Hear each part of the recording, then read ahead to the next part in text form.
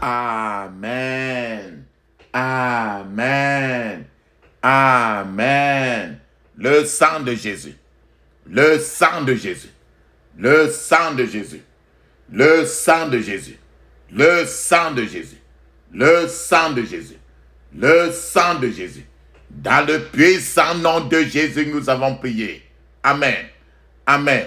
Amen. Bien-aimés dans le Seigneur Jésus-Christ, bonjour ou bonsoir, suivant le temps qui se passe là où vous êtes maintenant là. Que la grâce et la paix de notre Seigneur Jésus-Christ soient avec vous et toute votre famille. Je suis apôtre Focam chrétien du ministère de John et Tereto Ministry. Je suis votre partenaire de prière de tous les temps, votre partenaire de prière de tous les jours. Encore que la grâce et la paix de notre Seigneur Jésus-Christ soient avec vous et toute votre famille. Amen. Papa, maman, nous allons prier beaucoup aujourd'hui. Mais avant que nous ne commençons maintenant, je vais vous inviter toujours à mettre une cuillère à café d'huile d'onction dans votre bouche, que vous rincez votre bouche suffisamment. Laissez-la durer dans votre bouche au moins 2 minutes afin de l'avaler. Mettez aussi un peu d'huile d'onction sur vos mains. Frottez vos mains. Frottez vos mains. Frottez la paume de tous les 2 mains. Frottez-les suffisamment. N'ayez pas pitié de ça. Frottez les 2 mains. Frottez suffisamment. Frottez-le. Frottez aussi votre front. Votre front. Frottez votre front. Ne faites pas surtout qu'une goutte d'huile d'onction entre dans vos yeux parce que ça fait mal. Frottez votre front. Frottez-le suffisamment. Touchez votre tête. Vos cheveux surtout. Aussi, mettez aussi un peu d'huile d'onction sur votre nombril. Votre nombril. Mettez un peu d'huile d'onction sur votre nombril. Alléluia. Amen. Papa, maman, la question que vous pouvez vous poser, c'est que je vais faire comment pour avoir l'huile d'onction? Je vais faire comment pour que mon huile s'y soit bénie?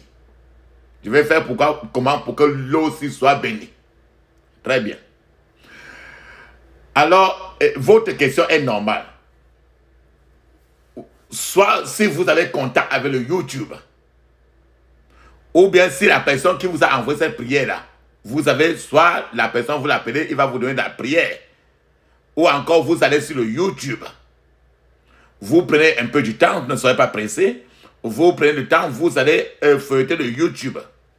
Et notre YouTube, et vous allez voir la prière dont le titre est « Comment prier sur l'eau avant de l'utiliser comme eau de vie ». Comment prier sur l'eau avant de l'utiliser comme eau de vie. Quand vous voyez cela, ou bien que vous avez appelé la personne qui vous a envoyé cette prière, il vous donne toujours le même titre. Alors quand vous avez ça devant vous, vous amenez votre eau. Votre eau du lieu où vous pouvez. Votre eau, vous mettez devant vous n'importe quelle huile. Que cela soit l'huile rouge, l'huile de palme, que cela soit l'huile d'olive, que cela soit n'importe quelle huile en fonction de ce que vous voulez faire avec toutes ces huiles-là. Alors vous mettez tout ça devant vous, vous mettez l'eau. Ne vous ennuyez pas à ouvrir le bouchon de l'eau, parce que la parole de Dieu n'a pas de barrière pour entrer dans l'eau. Peu importe si l'eau est fermée avec le bouchon ou pas. Que cela soit un verre, mettez la quantité que vous voulez.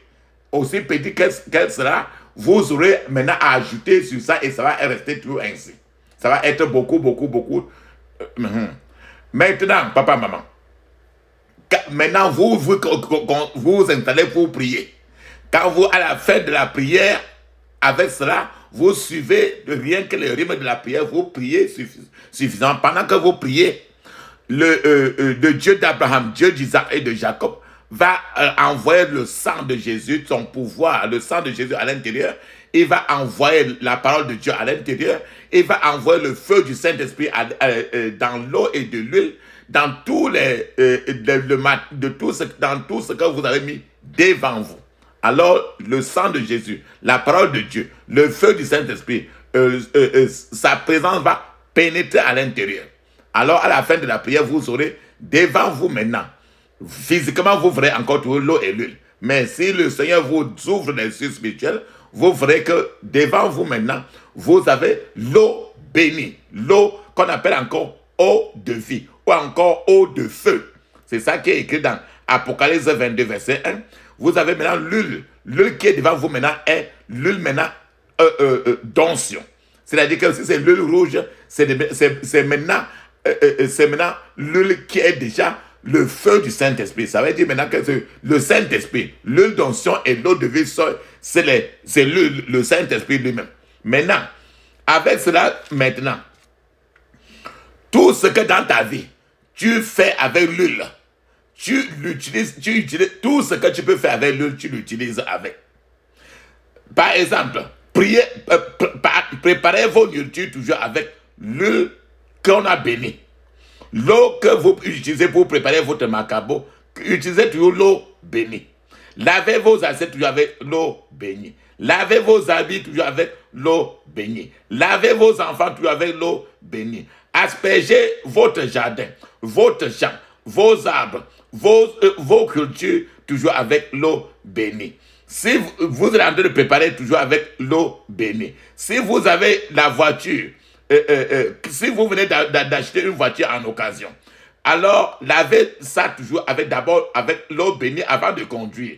Mais touchez un peu le moteur et les chaises de la voiture ou bien de la moto que vous venez d'acheter avec l'huile d'onction pour le nettoyer. Lavez-vous toujours avec l'eau de vie. Pour nos sœurs maintenant là, pendant que nos sœurs se lavent, lavez votre partie privée toujours avec l'eau bénie. Lavez votre partie privée toujours avec l'eau bénie parce que l'Esprit Marie le plus souvent reste toujours au fond du vagin. Ce qui fait que chaque fois que tu laves ton vagin avec toujours l'eau bénie, un jour il sera découragé de toi pour quitter parce qu'il ne te veut plus. Alors, maintenant, lave ta partie privée toujours avec l'eau bénie. Maintenant, tes reins que tu as là, maintenant, frotte souvent tes reins avec l'huile d'onction. Frotte tes reins parce que l'Esprit Marie, il est toujours autour des reins. Et c'est pour ça que tu entends les femmes qui disent que j'ai mal aux reins, j'ai mal aux reins. Ils sont toujours couchés, toujours aux reins. Alors, frotte le plus souvent ton rein avec l'huile d'onction. Pendant que tu frottes cela en parlant en langue. Aussi, maintenant là, lavez votre sol toujours avec l'eau bénie. Dans ta boutique, dans ton magasin, lave le sol de ton magasin toujours avec l'eau bénie. Peut-être que tu es en train de vouloir sortir d'une chambre, d'une place pour déménager, afin de partir quelque part maintenant pour habiter. Alors, à ce moment-là maintenant, si vous avez pris une chambre à louer, si elle est déjà vide, allez asperger maintenant l'eau là-bas pour que ce que vous voyez à l'intérieur, ce que vos yeux ne voient pas, il faut qu'ils sortent pour que vous entrez. Aspergez un peu d'eau pour qu'ils sortent, afin que vous entrez. Si vous avez un puits, que vous puisez le plus souvent l'eau là-dedans pour travailler, allez verser un peu l'eau bénie et aussi quelques gouttes d'huile d'onction dans cette eau, dans ce puits-là. Pour que ce puits-là soit maintenant, maintenant quand c'est comme ça, tout le puits va devenir l'eau bénie. Maintenant, dans le jardin,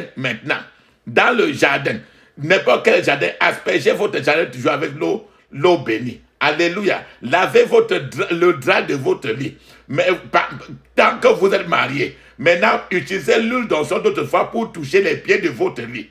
Touchez un peu le pied de vos lits avec l'huile d'onction. Et lavez toujours vos draps, vos têtes d'oreiller avec l'eau bénie. Surtout pour ceux qui sont mariés ainsi.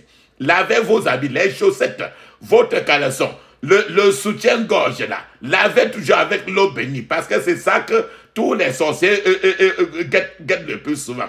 Pendant que tu es en train de faire tes règles, pendant la période des règles, lave ta partie privée toujours avec l'eau bénie. Lave ta partie toujours avec l'eau bénie. Alléluia. Amen. Maintenant, papa, maman, la Bible nous dit très bien dans 1 Thessaloniciens chapitre 5 verset 17, il est écrit, priez continuellement, priez sans cesse. Priez continuellement, priez sans cesse. C'est parce qu'il faut prier sans cesse que le titre de notre prière aujourd'hui, C'est ce que je veux, ce que j'ai intitulé poste vacant pour les prophètes fous. Les prophètes qui sont fous. Poste vacant pour les prophètes fous. En d'autres termes, il y a des postes vacants que Dieu cherche les prophètes qui sont fous, les pasteurs qui sont fous. Il y a des postes de travail que Dieu est en train de chercher jusqu'alors. Tous les pasteurs, les prophètes, tous les hommes de Dieu qui sont vraiment fous de Dieu. Donc, ce qui fait que si tu n'es pas fou, il ne te recrute pas. Si tu n'es pas fou, il ne te recrute pas. En réalité, papa, maman, on dit par exemple qu'une personne est folle lorsque les manières, les actes de cette personne sont vraiment illogiques. Ça n'a pas de sens. Lorsque les paroles qui sortent de la bouche de quelqu'un qui est fou sont incohérentes. Quand on dit que quelqu'un est fou quand il manque de raisonnement. En réalité, un fou, c'est réellement un fou, c'est un fou. Par conséquent, quand on dit par que quelqu'un est la personne qui est folle fait souvent des choses qui ne sont pas normales. La plupart du temps, les gens fuient quand quelqu'un est fou. Les gens esquivent trop quelqu'un qui est fou. Donc une personne folle, les gens fuient toujours une personne folle parce que la personne qui est folle peut à tout moment faire tout ce qui peut faire mal aux autres. À tout moment, il peut faire trop du mal aux autres. Maintenant, l'habillement et l'apparence générale d'un fou sont toujours des apparences et l'habillement qui sont anormales, qui ne sont pas logiques. L'habillement, l'apparence est toujours incorrecte. L'habillement, l'apparence d'un fou est toujours très drôle. L'habillement, l'apparence d'un fou est toujours sale. Frères et sœurs, quand je vous dis par exemple que les gens fuient trop quand quelqu'un est fou, les gens le fuient, non. C'est pour ça qu'il dit que Dieu est en train de chercher les fous pour que les sorciers les fuient. Pour que tous ces gens méchants sur la terre les fuient. Donc quand tu n'es pas fou, Dieu ne veut pas te recruter. L'une des choses qui vous frappera quand tu vas dans l'église, dans la Bible, est le fait que le caractère de certains personnages dans la Bible est un caractère vraiment qui est très déraisonnable, très anormal. Donc, c'est que quand tu regardes trop la Bible de près, il y a le caractère déraisonnable de beaucoup de choses. Trop de choses n'ont pas de sens dans la Bible. Ça t'amène à comprendre que ce qui s'est passé dans la Bible, en fait, c'est des caractères de la folie. En réalité, ceux qui faisaient des exploits pour l'Éternel, le Dieu des armées, pour le Seigneur dans la Bible, étaient considérés comme des fous. On dit que mais tu es fou. Quand quelqu'un te dit que tu es fou, donc Dieu s'attend à ce que tu sois quelqu'un dans la société considéré comme fou pour qu'il te prenne pour son travail. Même certaines manières que Dieu lui-même et même certaines actes que Dieu lui-même a entreprises pouvaient être considérés comme des actes pouvaient être considérés comme des actes de la folie pure et simple. Je vais te donner quelques exemples des actes qui montraient comment quand Dieu réagissait comme un fou. Sinon, par exemple, comment peux-tu expliquer comment expliqueriez-vous que Dieu a fait sortir 3 millions de personnes d'une ville en Égypte, où il y a la nourriture, où il y a de l'eau. Dieu a sorti presque 3 millions de personnes en Égypte où il y a la nourriture. il y a l'eau, il y a le macabo, il y a la banane, il y a le couscous et le riz. Il y avait l'eau à boire, il y avait tout là-bas. Dieu a sorti presque 3 millions de personnes et les a poussés à aller dans le désert où il n'y a pas de nourriture, où il n'y a pas l'eau. Ce n'est pas, pas un acte de folie. Quelqu'un là où les gens doivent manger pour aller là où il n'y a pas de nourriture. Ce n'est pas un acte de folie. Comment pouvait-il dire aux gens, comment Dieu pouvait dire aux gens d'avancer pour sortir de l'Égypte, alors que devant près de 3 millions de personnes, il y a la mer rouge et Dieu leur dit d'avancer encore. Dieu dit d'avancer alors qu'il y a la mer rouge devant eux. Et il y a les Égyptiens qui sont derrière le peuple d'Israël. Et Dieu leur dit d'avancer. Et ça, ce n'est pas un acte de folie. Comment Dieu peut dire à quelqu'un, à un homme de plus de 90 ans, Dieu peut-il dire à un homme qui a plus de 90 ans que sa femme allait concevoir un enfant garçon? N'est-ce pas un acte encore de folie? Comment quelqu'un qui a une femme de 90 ans, est-ce qu'il y a les règles? Il va concevoir, porter l'enfant par comment alors qu'il n'y a même plus de force? Ce n'est pas un acte de folie. N'est-ce pas une folie? Est-ce que ce n'est pas une folie de dire, par exemple, que le soleil s'arrête? Quelqu'un dans la Bible, il a dit au soleil de s'arrêter à une place comme ça, là, jusqu'à ce qu'il ait fini de livrer sa bataille. Quelqu'un dans la Bible a dit que le soleil s'arrête, et le soleil s'est arrêté jusqu'à ce qu'il a fini sa bataille avant que le soleil là a continué encore. N'est-ce pas là encore une folie? Je vais vous dire encore, je vais vous donner l'exemple de cette personne-là qui a dit au soleil, tu regardes le soleil vers le ciel là. Quelqu'un dit au soleil que arrête-toi et le soleil s'arrête. C'est vraiment une folie, non? C'est vraiment très bizarre, non? Je vais vous dire la personne. C'est dans Josué chapitre 10, verset 12 à 13. Je partage avec vous pour que tu comprennes la personne qui a dit vraiment que soleil, arrête-toi. Et le soleil s'est arrêté. Il a fini le combat. Il a combattu jusqu'à gagner avant que le soleil a continué. Je partage avec vous Josué chapitre 10, de 12 à 13. Il est écrit. Alors Josué parla à l'Éternel le jour où l'Éternel livra les Amoréens aux enfants d'Israël. Et il dit en présence d'Israël, écoutez très bien, frères et sœurs, soleil, arrête-toi sur Gabaon. Et toi, lune, il parle encore à la lune, hein, comme si c'était un des êtres humains. Et toi, lune, sur la vallée d'Adjalon. Il dit comme ça au soleil et à la lune de s'arrêter. Et le soleil s'arrêta. Verset 13. Et le soleil s'arrêta. Et la lune suspendit sa course. Jusqu'à ce que la nation eût tiré vengeance de ses ennemis. Cela n'est-il pas écrit dans le livre du juste?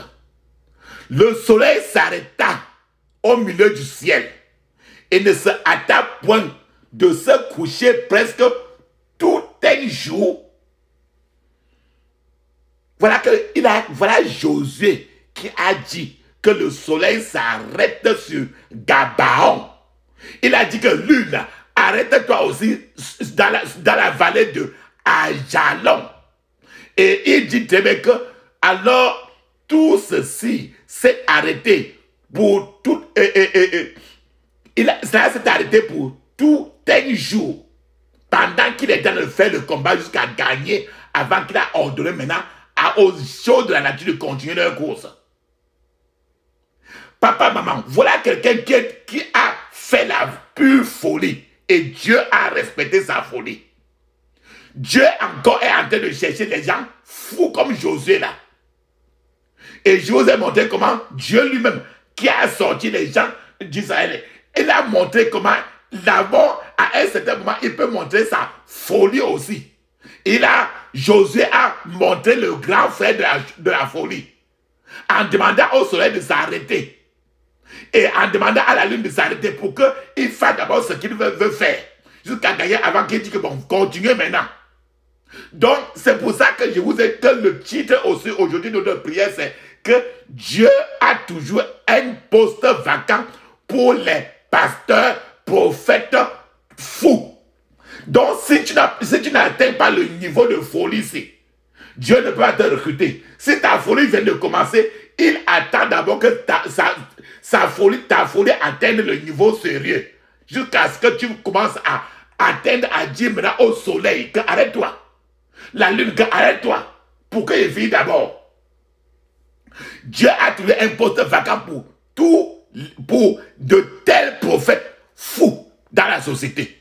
Je vais encore vous amener encore pour que vous compreniez comment il y a trop de gens fous qui sont dans la Bible que Dieu a utilisé. Je vais partager avec vous Deutéronome 28, verset 7. Il est écrit: l'Éternel te donnera la victoire sur tes ennemis qui s'élèveront contre toi. Ils sortiront contre toi par un seul chemin et ils s'enfuiront devant toi par 7 chemins.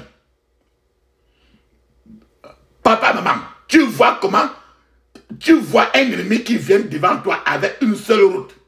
Maintenant, en rentrant maintenant, du coup, il y a 7 routes. Tu ne vois pas que c'est quelque chose, c'est la folie pure et simple, non? Des choses assez bizarres, non? Des choses assez étranges, non? Papa, maman, le monde est devenu fou. Et de nombreuses choses folles se produisent dans le monde. Et ces choses qui se passent maintenant dans le monde, maintenant, nous est très difficile que nous comprenions cela. Donc le monde est devenu fou. Si aujourd'hui, pour vivre dans ce monde-ci maintenant, où tout est fou, si tu viens de commencer ta folie, tu ne peux pas encore vivre dans une société folle. Il faut que ta folie atteigne un niveau plus fou que la société aujourd'hui pour soumettre la folie de ce monde. Je vais vous donner un témoignage. Des choses vraiment folles, terribles. Un homme s'est rendu chez une prostituée. Cet homme-là devait payer 120 francs CFA. Après avoir fait ses rapports sexuels avec la prostituée. Le frais, la facture à payer à la prostituée, c'était 120 francs CFA. Mais l'homme, au lieu après qu'ils ont commis leur immoralité, l'homme n'a pas donné 120 francs. L'homme a donné au contraire 60 francs CFA. Alors la prostituée était trop choquée. La prostituée a juré que l'homme-là va regretter. Au moment où cet homme est rentré chez lui, le pénis de cet homme a commencé à s'allonger. Ça ne faisait que s'allonger. Ça s'est allongé qu'il ne savait même plus par où mettre le pénis qui ne faisait que s'allonger. Alors, il a commencé à rouler ça comme la ceinture. Jusque-là, il roule, ça ne fait que continuer. Cela a continué à s'allonger jusqu'à ce qu'il ne puisse plus sortir. Il ne pouvait plus sortir de sa chambre. Il ne pouvait plus se camoufler sous les gros habits. Parce que la longueur du pénis ne faisait que augmenter chaque jour. Alors, il s'est enfermé dans sa chambre. Bien sûr, il évitait sa propre femme. Et sa propre femme se demandait ce qui se passait et pourquoi son mari ne sortait plus de sa chambre. Un jour, sa propre femme a pu pénétrer par la force, a forcé la porte de son mari pour entrer et a découvert le mari et a vu le problème. Alors, c'est cette femme-là qui a introduit son mari à nos prières, à la prière que nous devons faire tout à l'heure. Alors, le Seigneur par ça a guéri alors son mari. Papa, maman, tout est rentré à la normale. Vous ne voyez pas tout ça comme étant la folie du monde. C'est pour ça que pour guérir ces choses de la folie du monde, pour vivre dans un monde aussi fou que cette terre-ci maintenant, il faut que ta folie ait atteint un niveau de folie qui dépasse la folie de ce monde-ci. Je vais vous donner encore un témoignage qui montre comment la folie est en train d'agrandir et Dieu est en train de rechercher encore. Dieu est toujours en train de lancer un appel d'emploi pour les prophètes fous, pour les pasteurs fous, pour les hommes de Dieu qui sont vraiment fous et que leur folie atteint le niveau tel que leur folie a dépassé la folie du monde. Je vous donne d'abord un témoignage. Un homme et une femme étaient en train de se disputer. C'est un couple. La femme a pris la fourchette pour piquer le visage de son mari avec une fourchette et le sang a jailli du cou. L'homme était trop énervé, a couru directement dans la cuisine et a saisi un couteau et a transpercé le corps de la femme avec le couteau. Et quand le couteau est entré et le sang, aucune goutte de sang n'est même sorti. C'est alors que l'homme maintenant a compris qu'il n'était pas face à une femme ordinaire, mais qu'il était en train de faire face à un monde de la folie claire et simple. Alors, dans sa tête, la folie était claire dans sa tête que c'est un défi de la folie de la terre. Il a compris qu'il vivait dans la maison avec pas une femme de la terre, mais en fait quelqu'un qui n'est même pas de cette terre-ci. Papa, maman, le monde est devenu fou. Et Dieu recherche des gens qui feront des prières courageuses pour pouvoir faire des prières courageuses comme celle-ci. Vous devez vous aussi devenir par moments vraiment fou pour traverser certaines choses. C'est-à-dire que vous devez momentanément devenir fou. Comme Dieu lui-même en a fait. Comme je vous ai dit dans plusieurs personnes, dans plusieurs personnages de la Bible. Vous devez certainement devenir fou pour renverser la folie de ce monde.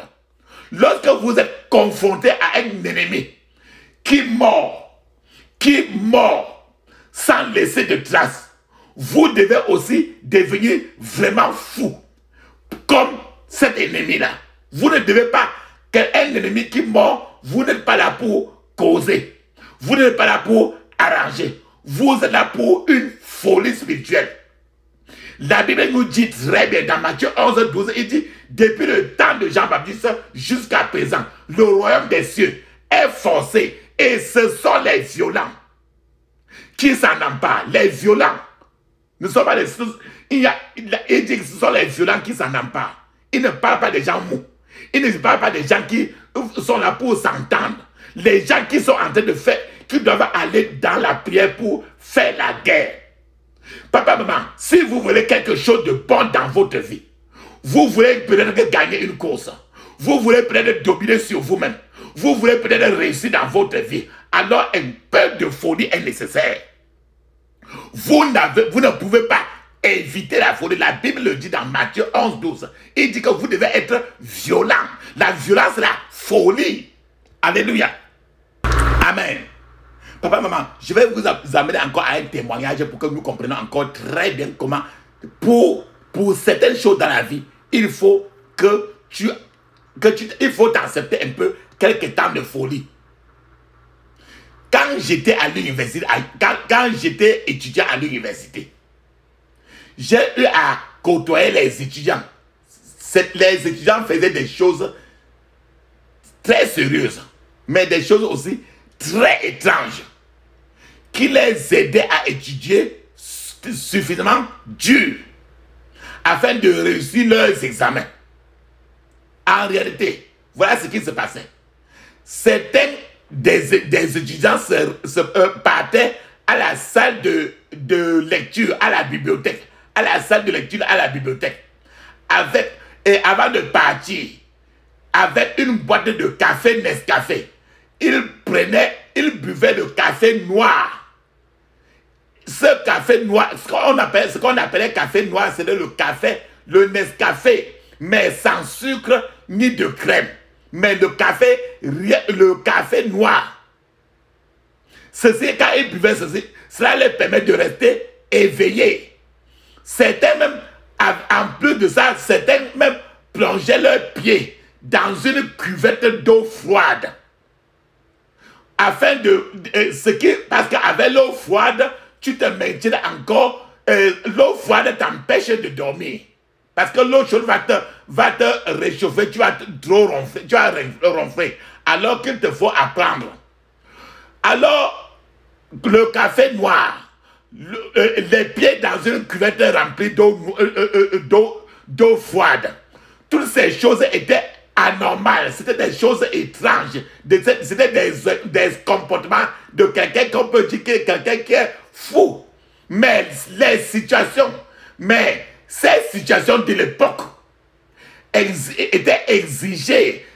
Les situations de l'époque exigeaient un véritable travail, un travail acharné, un travail pointu. Et il fallait, pour faire ce travail-là, il fallait d'abord devenir fou ainsi. Il fallait boire le café noir, mettre les pieds dans la cuvette avec l'eau froide. C'est-à-dire qu'il fallait devenir un peu fou afin de pouvoir travailler beaucoup. Et tout, rappelle-toi très bien, à ce niveau-là, à ce moment-là, à cette époque-là, tous les examens étaient rien qu'en juin.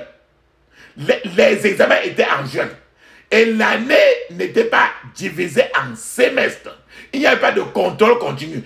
L'échec un échec te donnerait beaucoup plus de les chances de redoubler l'année entière. Alors, personne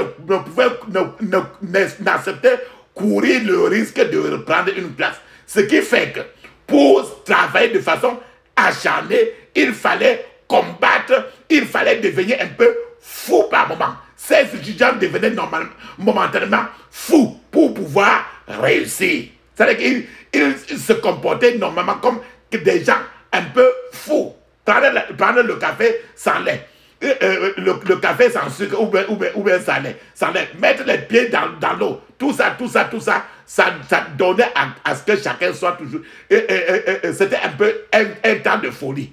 Quand tu regardes papa, maman, un terrain de la bourse, les boxeurs par exemple qui sont sur le camp de bourse et ils sont en train de lutter pour l'argent. En réalité, leur lutte pour l'argent là, ils sont en train de faire preuve de folie. Ils combattent et deviennent célèbres. Mais le combat qu'ils sont en train de faire sur le ring en boxant, c'est une véritable démonstration de la folie. Papa, maman, j'aimerais que vous compreniez ce fait bien aimé. Un problème dans votre vie ne peut pas être résolu au même niveau de conscience que ce problème a été créé. C'est-à-dire, par exemple, que si un sorcier a lancé, par exemple,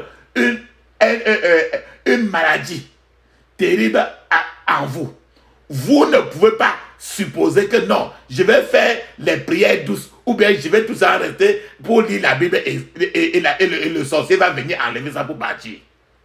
Si une sorcière cause un problème, vous ne pouvez pas utiliser une sorcière du même calibre pour résoudre le même problème. Vous avez besoin d'une puissance supérieure.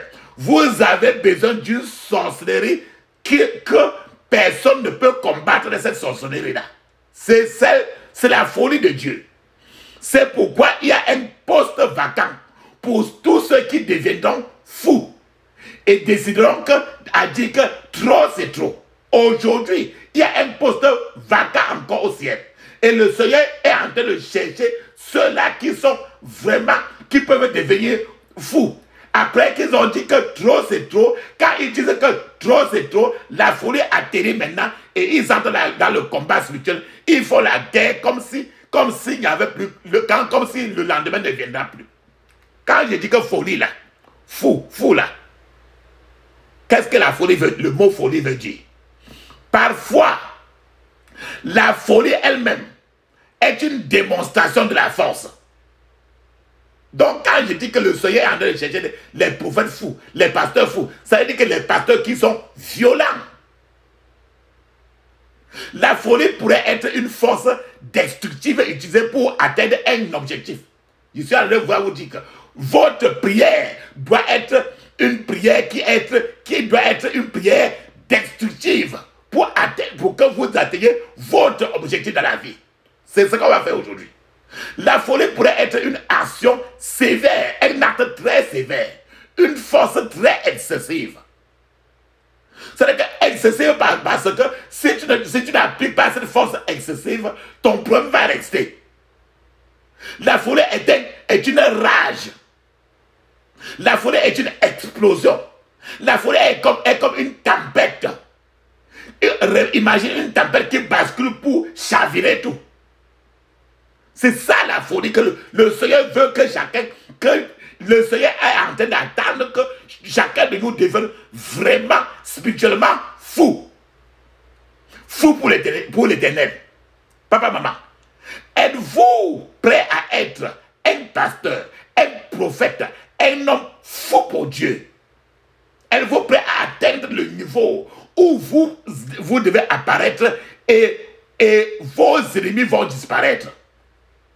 Êtes-vous prêt à décider qu'aujourd'hui, l'ennemi va crier l'ennemi va pleurer, crier à cause de toi?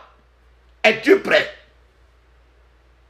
C'est ce que le Seigneur est en train de rechercher. Il veut que tu sois fou pour lui.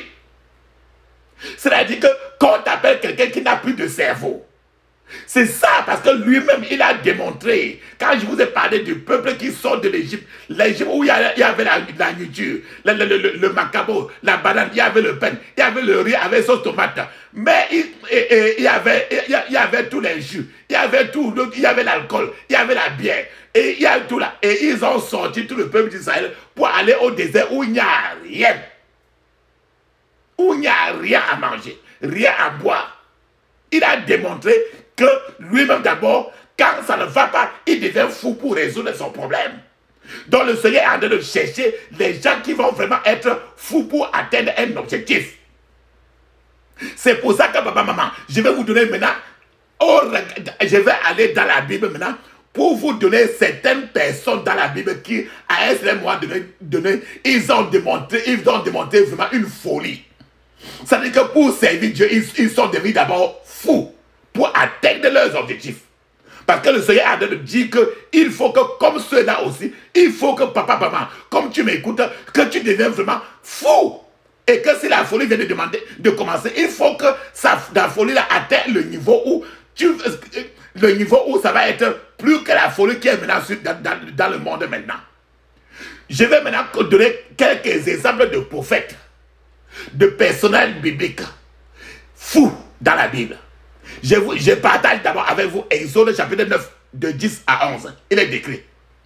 Ils prirent de la cendre de fournaise et se présentèrent devant Pharaon. Moïse la jeta vers le ciel et elle produisit sur les hommes et sur les animaux des ulcères formés par une éruption de pustules. Les magiciens ne purent paraître devant Moïse à cause des ulcères, car les ulcères étaient sur les magiciens, comme sur tous les Égyptiens. Alléluia. Papa, maman, voici Moïse et Aaron. Moïse et Aaron, ils ont ouvert, ils se sont tournés, ils ont parlé à la poussière. C'est pas la folie. Ils sont tournés, ils ont pris la terre par terre là. Ils ont commencé à parler à la poussière. La poussière, regarde la poussière devant toi. Moïse et Aaron ont parlé à la poussière. Moïse et Aaron ont commandé à la poussière, à la terre, à la poussière de devenir une flèche contre leur ennemi. La poussière est devenue l'ulcère, le furoncle sur la peau de tous les gens. Et leurs ennemis ont commencé à fuir. C'est à partir de là, c'est à partir de là que tu vois le plus souvent certains marabouts prennent la terre pour parler, lancer ça pour que les gens deviennent malades. Les ennemis de Moïse et Aaron ne pouvaient pas affronter Moïse et Aaron parce que Moïse et Aaron étaient devenus fous pour le Seigneur, pour l'Éternel. C'est-à-dire qu'à un certain niveau, ils ont dit que mais ça c'est même quoi? Ils sont tournés maintenant sur la terre parce qu'ils savent que tous les Égyptiens avaient été créés par la terre. Quand ils parlent à la terre maintenant, tous les Égyptiens là, tous les pharaons souffrent. Donc, Moïse et Aaron sont devenus des fous pour le Seigneur. Et ceci a glorifié le ciel. Papa, maman, voilà un exemple encore.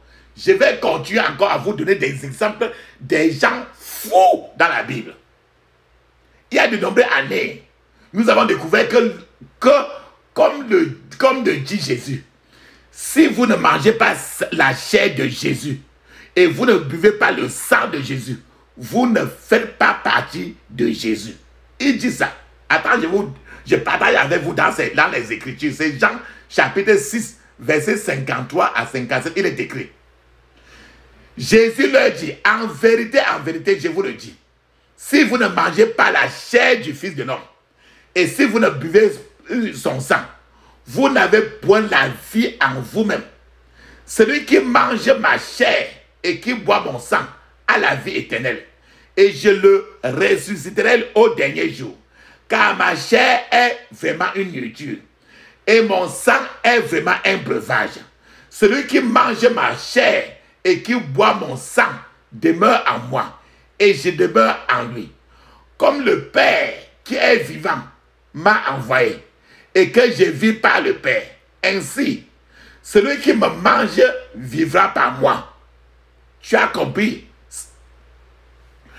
En réalité, papa, maman, regarde la réalité. D'ordinaire, il n'est pas possible de manger la chair et de boire le sang d'une personne sans tuer la personne. Sauf que l'une d'elles est une sorcière. Par exemple, il n'y a que les sorciers qui peuvent tuer les gens et manger leur chair et boire leur sang. Ce sont les sorciers qui dévorent les gens dans leur assemblée, dans leur couvent, et boivent le sang de ces gens-là, sans que la personne le sache. Mais maintenant, quand les sorciers font ça, les manifestations du fait qu'on a mangé la chair de quelqu'un et le boit le sang, la manifestation de ça peut être la maladie chronique qui est grave dans la personne. La personne peut avoir des accidents et la personne peut même mourir. C'est comme ça, quand ils font ça comme ça, la personne, voilà ce qui peut se passer sur la personne. Maintenant, regardons maintenant. On voit que c'est les sorciers qui font ça souvent. Mais la Bible ici nous dit, Jésus lui-même a parlé de ça. Comment est-ce que alors Jésus aurait-il pu dire que nous devons manger aussi sa chair et boire aussi le sang de Jésus pour faire partie de Jésus? Les sorciers mangent la chair des gens. Les sorciers boivent le sang des gens pour faire du mal aux gens. Jésus maintenant lui-même, il dit que mange aussi ma chair, bois aussi mon sang pour faire partie de moi. Cela signifie-t-il aussi que les chrétiens sont aussi des sorciers en Jésus-Christ? Ce n'est que ça. Les sorciers mangent la chair humaine. Les sorciers boivent le sang humain. Jésus maintenant dit que mange ma chair aussi. Jésus dit que bois le sang de Jésus aussi. Et quand tu bois comme ça, tu es correct avec moi. Ça veut dire que toi et moi, nous sommes des chrétiens sorciers.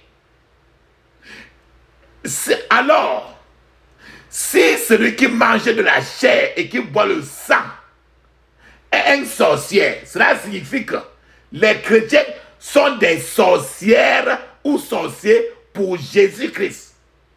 Ce n'est pas encore la folie aussi maintenant. C'est vrai.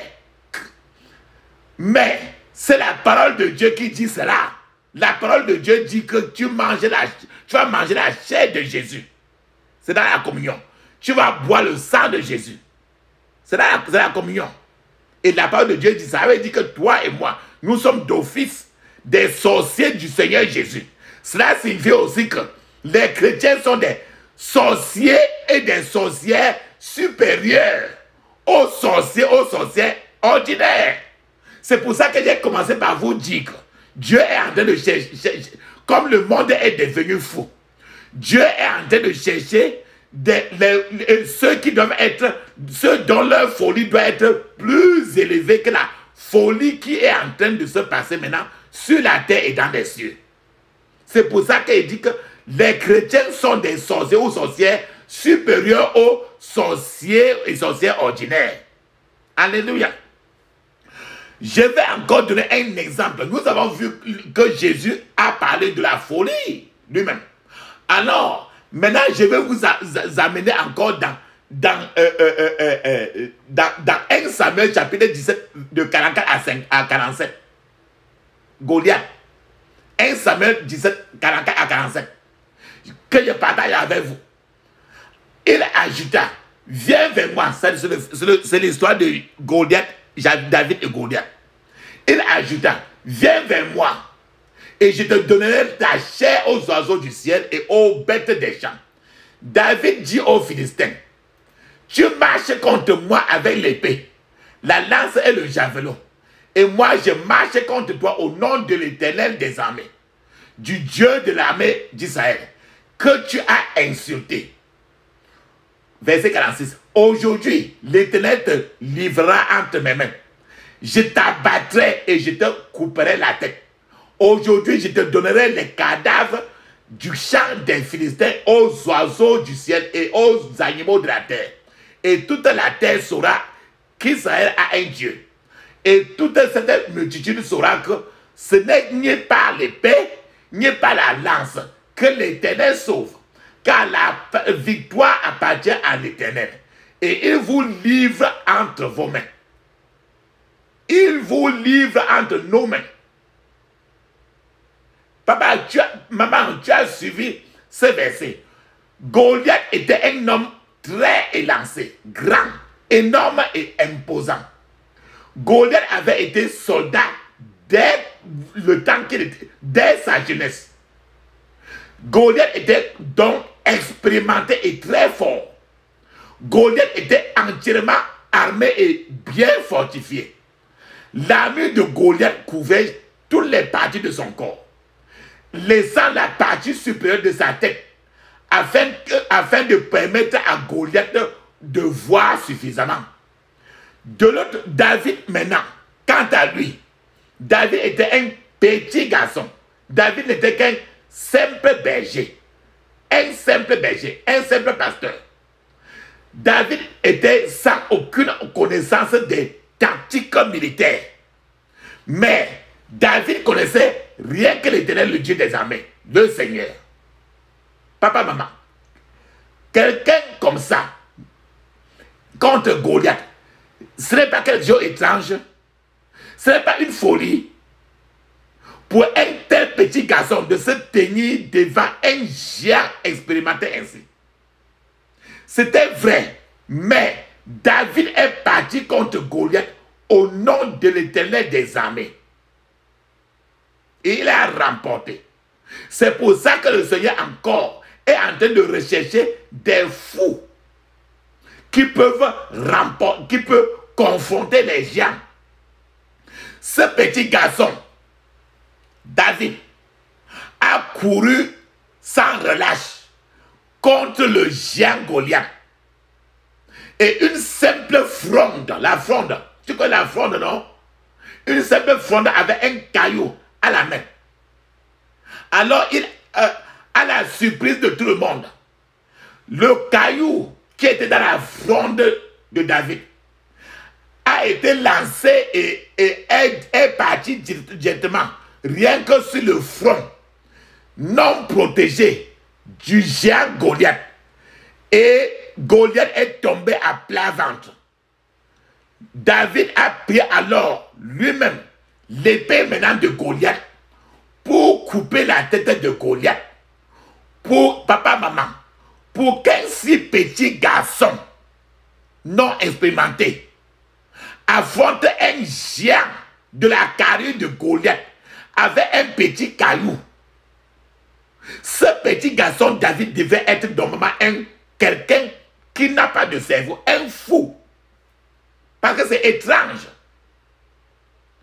Papa, maman, aujourd'hui, vous aussi, vous devez courir vers votre Goliath avec le petit caillou de Jésus de Nazareth et le détruire.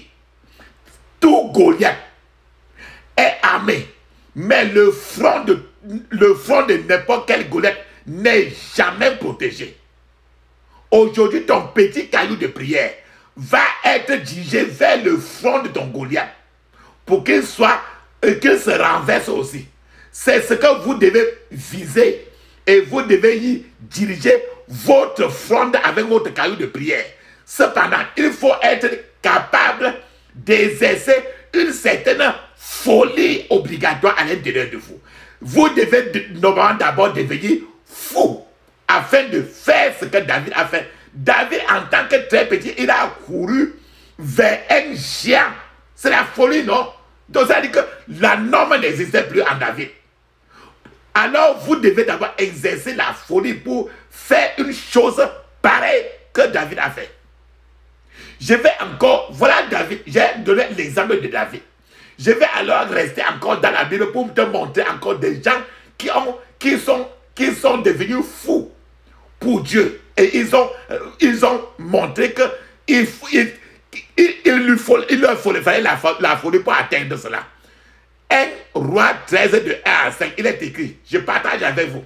Voici un homme de Dieu arriva de Juda à Bethel. Par la parole de l'Éternel, pendant que Jéroboam se tenait à l'autel pour brûler les parfums. L'homme de Dieu cria contre l'autel. Par la parole de l'Éternel. Et il dit, autel, autel, ainsi parle l'Éternel. Voici, il naîtra un fils à la maison de David. Son nom sera Josia. Il immolera sur toi les prêtres des hauts lieux, qui brûlent sur toi des parfums. Et l'on brûlera sur toi des ossements d'hommes. Et le même jour, il donna un signe en disant, c'est ici le signe que l'Éternel a parlé. Voici, l'autel se fendra et la cendre qui est dessus sera répandue. Lorsque le roi entendit la parole de l'homme de Dieu, la parole que l'homme de Dieu avait criée contre l'autel de Bethel, il avança sa main, il avança la main de dessus l'autel en disant, saisissez-le. Et la main de Jéroboam avait étendu, et la main que Jéroboam avait étendue contre lui devint sèche. Et il ne put la ramener à soi. L'autel se fendit et la cendre qui était dessus fut répandue, selon le signe qu'avait donné l'homme de Dieu par la parole de l'Éternel. Voilà quelqu'un qui est devenu fou. Voici un homme envoyé vers un autel satanique. Un objet qui n'a pas d'oreille ni des yeux. L'homme de Dieu ici a parlé et ça est arrivé. Ce n'est pas la folie. Tu peux parler à quelque chose que tu vois comme ça. Ce n'est pas un être humain. Et tu parles, il écoute, il agit suivant ce que tu as dit. Le jeune homme était sans peur. Il ne se souciait pas de la présence du roi à l'autel, Jéroboam. Tant que le roi Jéroboam était là, ça lui disait viens. L'homme de Dieu a entendu rien que le Seigneur est allé de l'avant pour faire sa mission. Parce que lui, il n'avait plus de cerveau là-bas. Il était devenu fou de Dieu. Cela n'était que de la folie. C'était la pure folie. Lorsque le roi a étendu la main pour ordonner à ses sujets d'arrêter ce que l'homme de Dieu est en train de faire, l'Éternel a combattu à partir du ciel. Il a combattu pour l'homme de Dieu. La main de Jéroboam s'est asséchée. Sa main est devenue sèche. Il a dû supplier maintenant l'homme de Dieu, ce jeune prophète, de prier pour que sa main revienne. Voilà la folie encore, l'agressivité. C'est de ça que le Seigneur est en train de te lancer, papa, maman, toi qui m'écoutes. Le Seigneur est en train de te demander maintenant de venir parce qu'il veut, il y a encore des postes vacants, des pasteurs, de prophètes fous pour Dieu. Je vais encore t'amener encore dans la parole pour te montrer encore la folie. Dans 1 Roi 18, de 17 à 19, il est écrit: à peine Achab aperçut-il Élie, qu'il lui dit: est-ce toi qui jettes le trouble en Israël?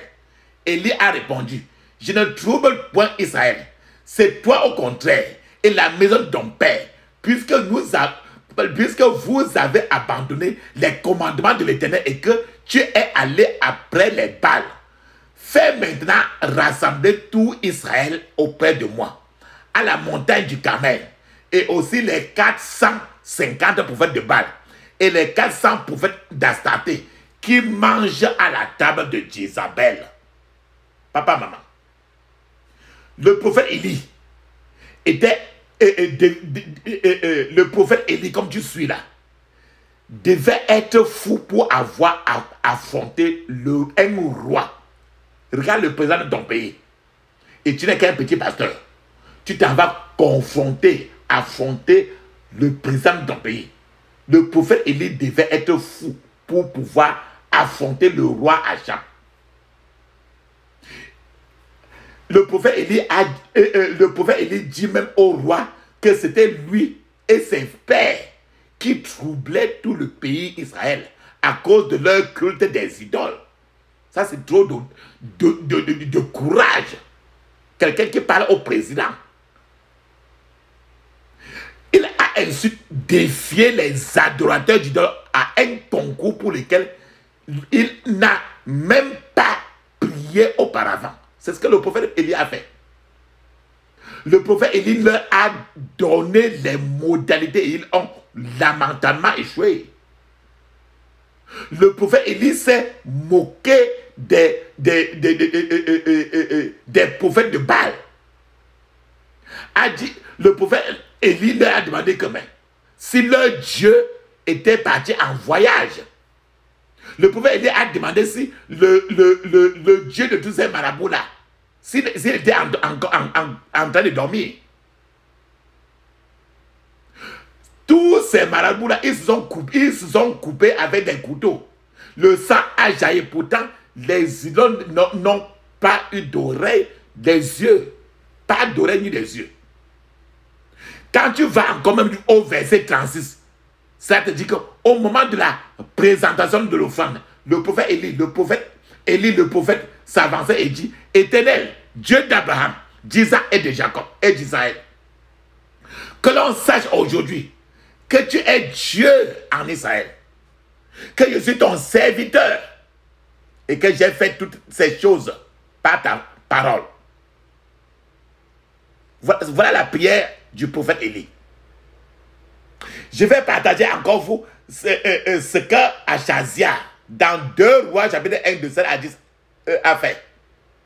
Achazia leur dit: quel est avec l'homme qui est monté à votre rencontre et qui vous a dit ces paroles?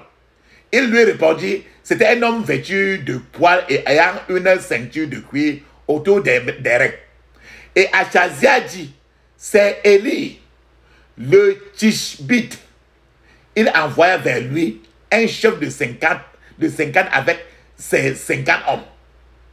Ce chef monta auprès d'Élie, qui était assis sur le sommet de la montagne. Et il lui dit: homme de Dieu, le roi a dit: descends. Élie répondit au chef de 50: si je suis un homme de Dieu, que le feu descende du ciel et te consume, toi et tes 50 hommes. Et le feu descendit du ciel et le consuma, lui et ses 50 hommes. Voilà la folie du prophète Élie. Il a descendu le feu. Je vais encore vous amener sur Amos 7, de 10 à 17. Alors Amasia, prêtre de Bethel, fit dire à Jéroboam, roi d'Israël: Amos conspire contre toi au milieu de la maison d'Israël. Le pays ne peut supporter toutes ces paroles. Car voici ce que dit Amos. Jéroboam mourra par l'épée et Israël sera amené captif loin de son pays. Et Amasia dit à Amos, homme à vision, va-t'en, fuis dans le pays de Juda, mange-y ton pain, et là tu prophétiseras. Mais ne continue pas à prophétiser à Bethel, car c'est un sanctuaire du roi, et c'est une maison royale. Amos répondit à Amasia, je ne suis pas ni prophète, ni fils de prophète, mais je suis berger. Et je cultive des sycomores. L'Éternel m'a pris derrière le troupeau. Et l'Éternel m'a dit, va prophétiser à mon peuple d'Israël. Écoute maintenant la parole de l'Éternel. Toi qui dis, ne prophétise pas contre Israël. Et ne parle pas contre la maison d'Isaac. À cause de cela, voici ce que dit l'Éternel. Ta femme se prostituera dans la ville. Tes fils et tes filles tomberont par l'épée. Ton champ sera partagé au corbeau. Et toi, tu mourras sur une terre impure. Et Israël sera amené captif loin de son pays. Papa, maman, tu as suivi. Amos s'est adressé sans crainte au grand prêtre.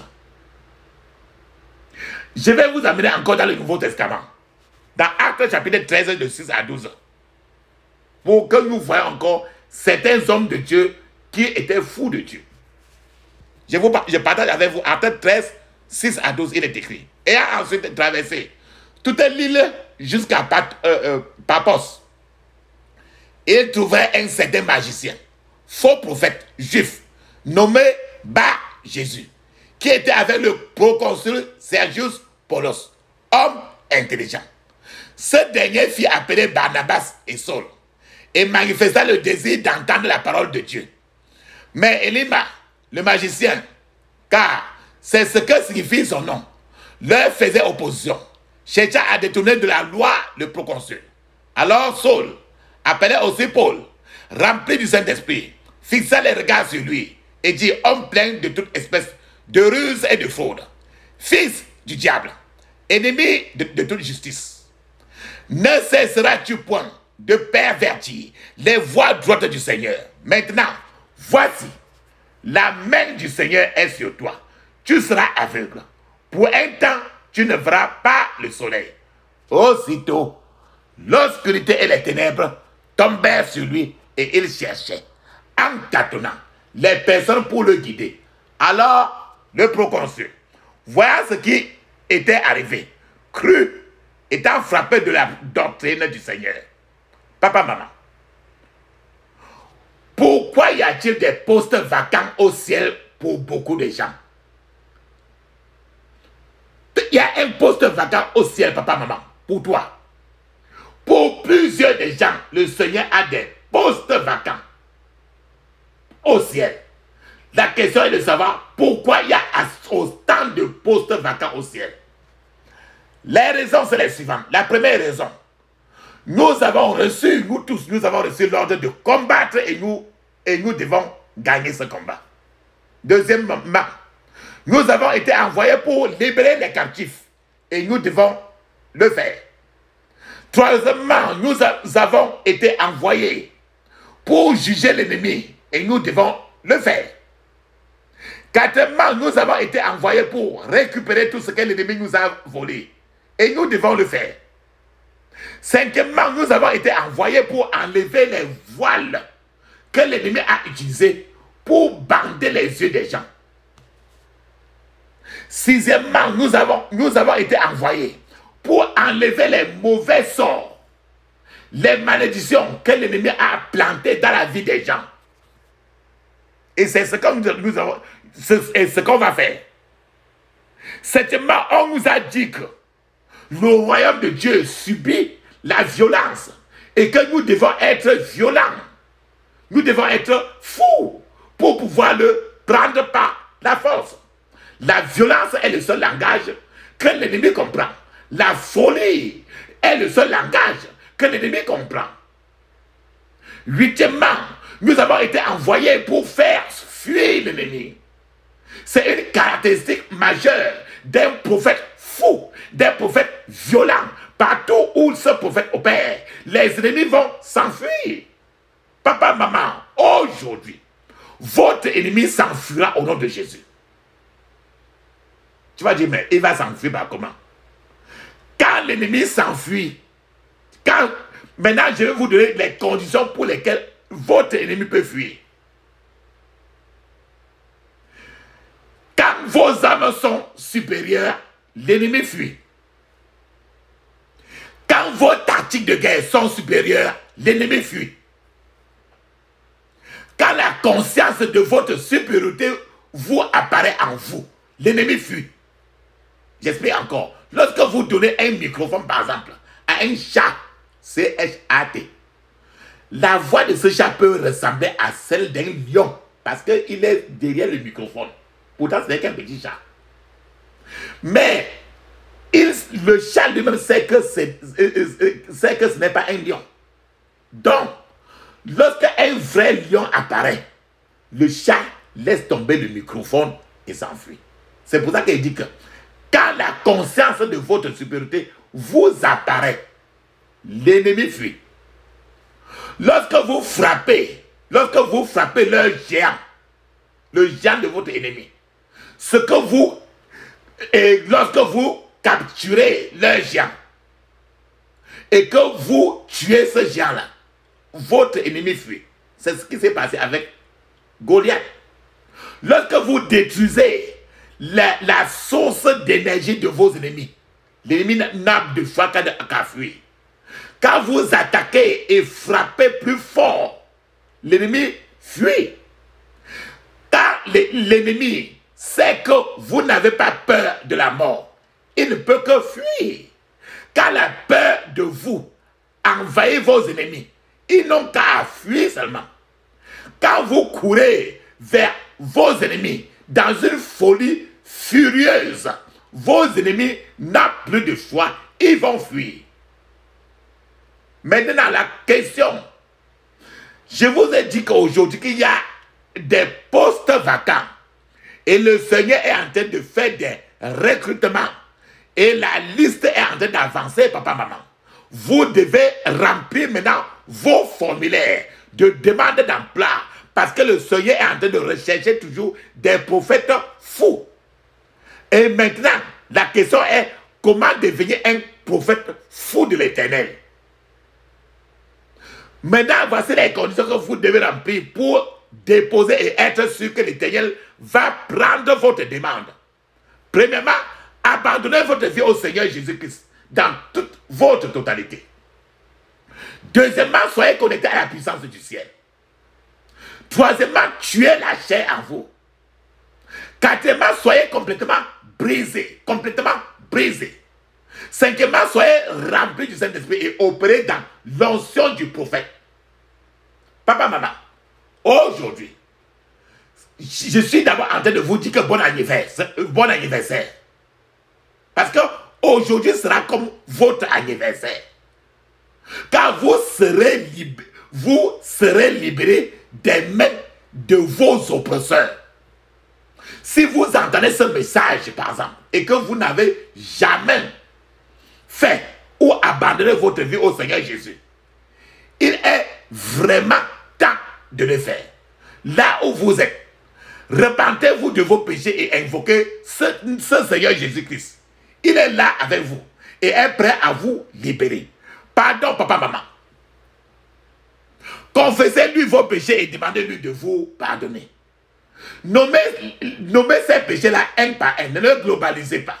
Détaillez les péchés pour que Satan ait honte et que le Seigneur Jésus soit glorifié.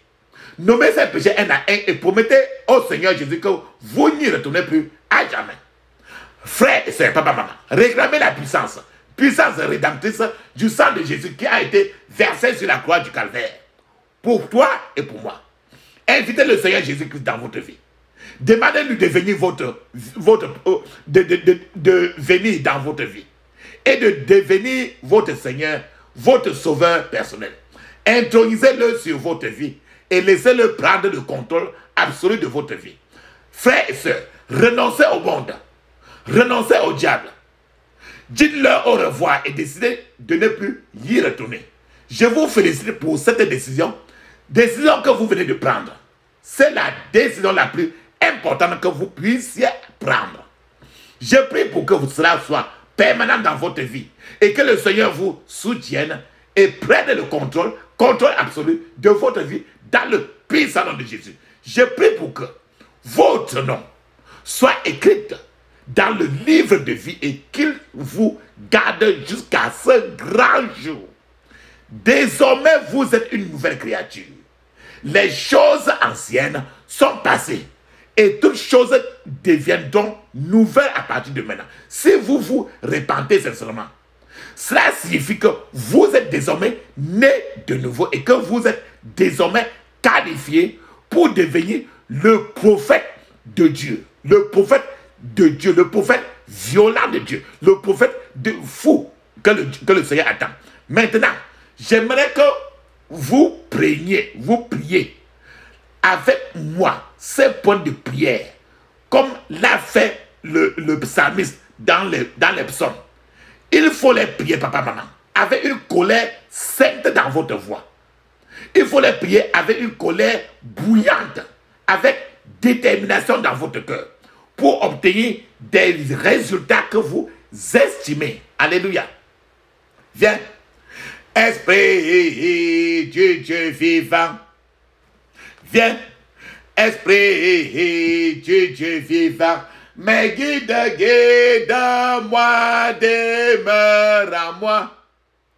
Je prends toujours soin à ton service. Mais Satan est là, il veut me faire chuter. Viens, Esprit du Dieu vivant. Viens, Esprit du Dieu vivant. Mais guide-moi, demeure en moi. Je prends toujours soin à ton service. Mais Satan est là, il veut me faire chuter. Viens, Esprit du Dieu vivant. Satan est là avec ses tentations. Oh, viens, Esprit du Dieu vivant.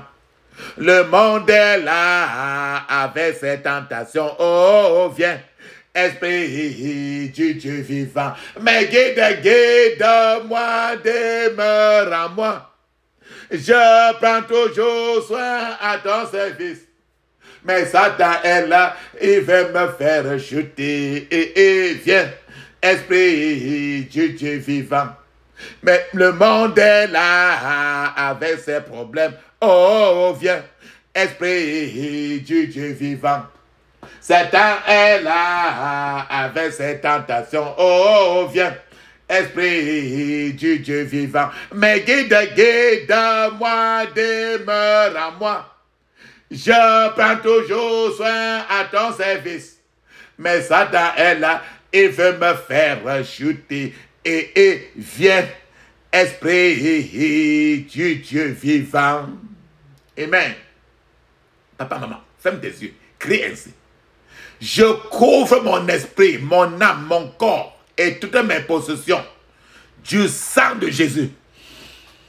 Je couvre mon esprit, mon âme, mon corps et toutes mes possessions du sang de Jésus. Dans le puissant nom de Jésus, j'ai prié. Amen. Maintenant, papa, maman, ceux qui cherchent ta destruction, descendons dans les parties les plus basses de la terre. Donc ceux qui veulent te tuer, il faut que le Seigneur les enterre. C'est ce que Moïse a fait. Il a parlé à la terre. Et maintenant, la terre est devenue le cerf, les furoncles. Et ça a commencé à... Et maintenant, on l'a libéré. Fais-moi des écrits ainsi. Ceux qui cherchent ma destruction descendront dans les parties les plus basses de la terre. Au nom de Jésus. Ceux qui cherchent ma destruction descendons dans les parties les plus basses de la terre. Au nom de Jésus. Dans le puissant nom de Jésus, j'ai prié. Amen. Maintenant, tes ennemis entêtés, dont tes ennemis récalcitrants là, Je dis que le Seigneur est en train de chercher les prophètes, les pasteurs, les gens qui sont fous déjà. Il n'y a plus. Ils sont fous déjà. Donc, tes ennemis entêtés seront la nourriture des chiens sauvages. Donc, il faut que les chiens sauvages mangent tous tes ennemis. Ferme tes yeux, écrit ainsi. C'est écrit dans le Psaume 63, verset 10. Ferme tes yeux, écrit ainsi. Mes ennemis entêtés seront la nourriture des chiens sauvages. Au nom de Jésus. Mes ennemis entêtés seront la nourriture des chiens sauvages. Au nom de Jésus. Dans le puissant nom de Jésus, j'ai prié. Amen. Maintenant, ceux-là qui sont dans les couvents de sorcellerie pour parler afin de te maudire, là. Ferme tes yeux, crie ainsi. La langue de mes ennemis s'accrochera à eux. La langue de mes ennemis s'accrochera à eux. Et ceux qui les verront s'enfuiront d'eux. Au nom de Jésus. La langue de mes ennemis s'accrochera à eux. Et ceux qui les verront s'enfuiront d'eux. Au nom de Jésus. La langue de mes ennemis s'accrochera à eux.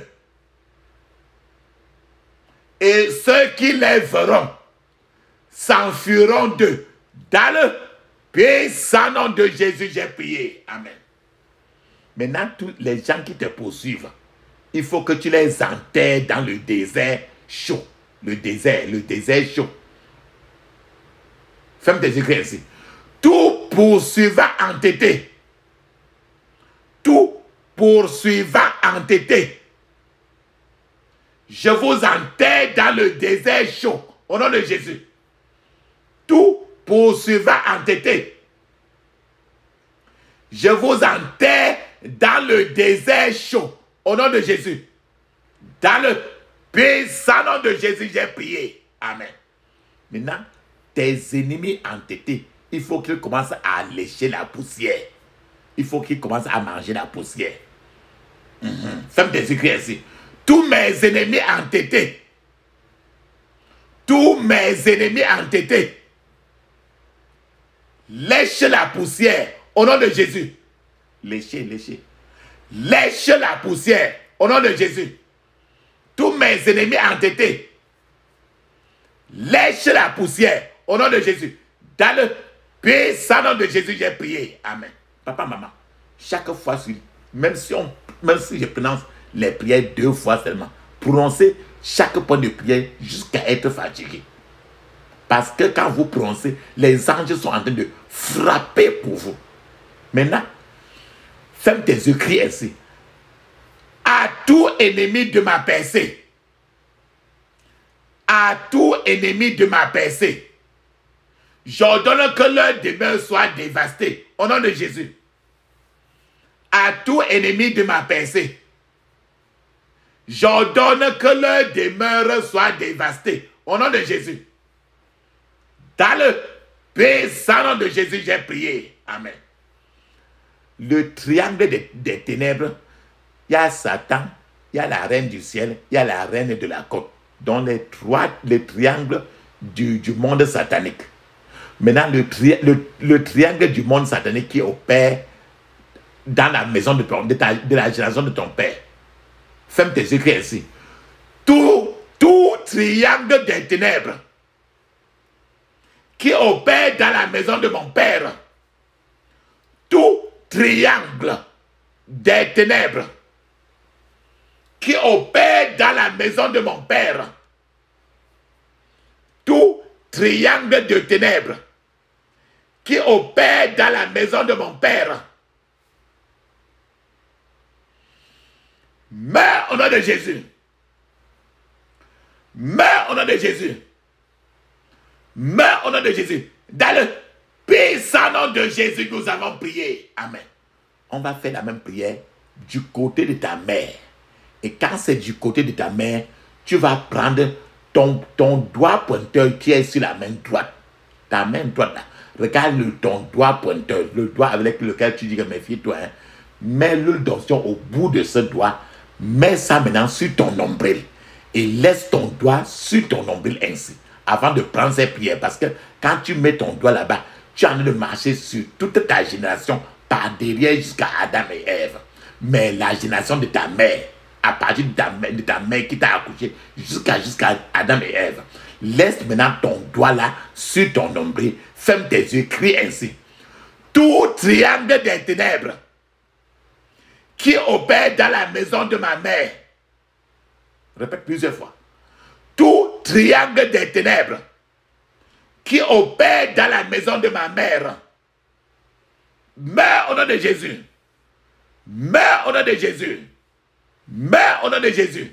Dans le puissant nom de Jésus, nous avons prié. Amen. Maintenant, l'onction pour sortir complètement pour le Seigneur. Il faut que, maintenant, tu demandes le Seigneur, maintenant, il va mettre cette onction-là pour que tu sois vraiment fou pour le Seigneur. Pour que tu sois comme les Moïse, comme le prophète Élisée, le prophète Élie, Josué, comme Jésus lui-même. On a cité plusieurs, dont l'onction pour sortir complètement pour le Seigneur. Ferme tes yeux, crie ainsi. Onction pour sortir complètement pour le Seigneur. Onction pour sortir complètement pour le Seigneur. Tombe sur moi maintenant au nom de Jésus. Tombe sur moi maintenant au nom de Jésus. Tombe sur moi maintenant au nom de Jésus. Dans le puissant nom de Jésus, nous avons prié. Amen. Papa, maman, tu vas mettre une pause pour parler en langue 7 minutes. Avec les yeux fermés. Le parler en langue est écrit dans Marc 16, 17. C'est encore écrit dans Actes des Apôtres, chapitre 2, de 1 à 2, de 1 à 5. Et c'est dans plusieurs pages du Nouveau Testament. Parlez en langue. Maintenant, pendant que vous parlez en langue, je t'attends. Vas-y.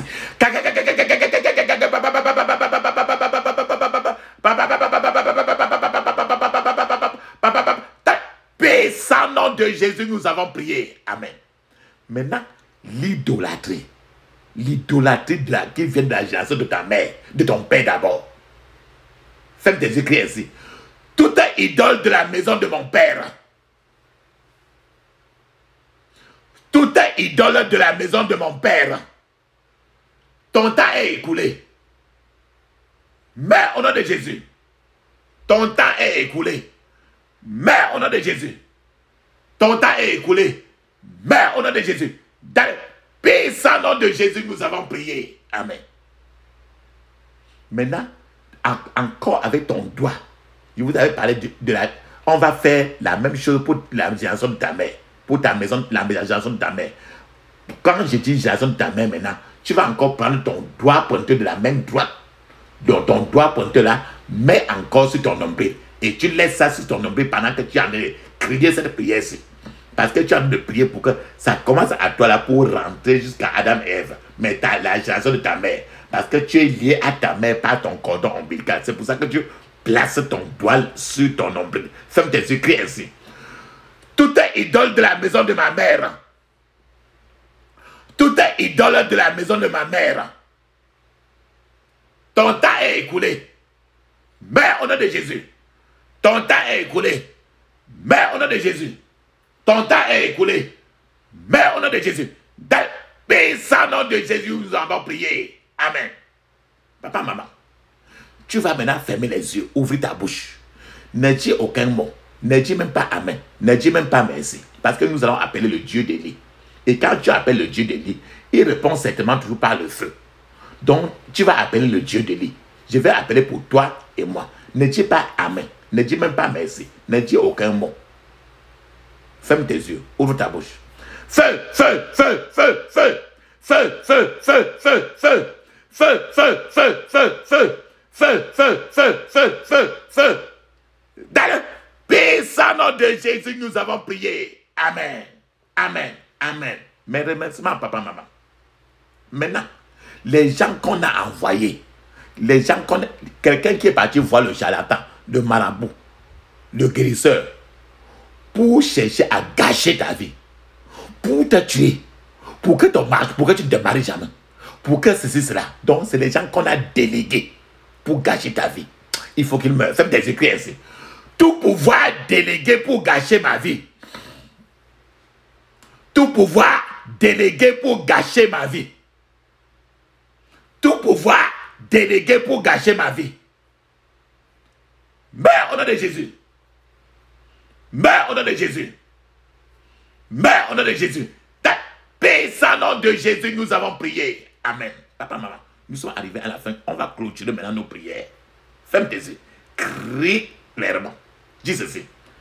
J'interdis tout un contre-attaque, regroupement, renforcement contre moi et ma famille au nom de Jésus.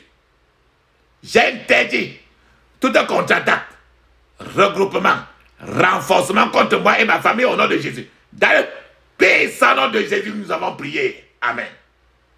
Papa, maman, il est temps maintenant de sceller nos prières.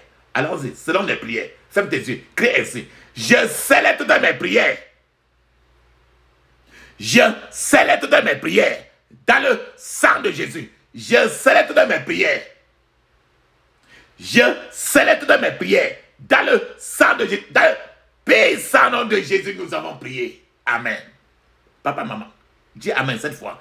Amen, Amen, Amen, Amen, Amen, Amen, Amen. Ça, c'est très bien, papa, maman. Maintenant, on va parler en langue. 5 minutes.